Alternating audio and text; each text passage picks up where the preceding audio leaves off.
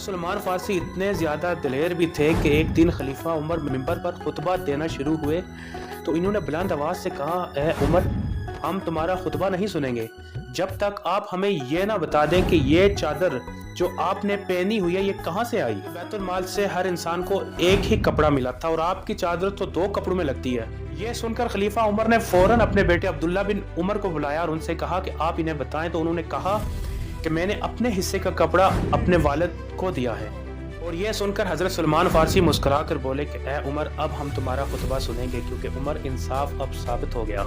हज़रत उस्मान की खिलाफत में हज़रत सलमान फारसी बीमार पड़ गई और मरने से पहले उन्होंने अपनी बेगम को अपने पास बुलाया और कहा कि मेरे आस पास कोई अच्छी सी खुशबू लगा दो क्योंकि मेरे कुछ मेहमान आने वाले हैं। और यूँ हज़रत सलमान फारसी जो किसी ज़माने में बर्जन एम्पायर से छुप कर भागे थे, अब उसी बर्जन एम्पायर में गवर्नर बनकर इस दुनिया से चले गए। लेकिन हज़रत सलमान फारसी चले गए, उनका नाम, उनकी दास्तान आज भी हर उस दिल में ज़िंदा है जो हक़ की तलाश में है। अपने मेज़बान कामिल इकबाल को इजाज़त दीजिए। सब्सक्राइब।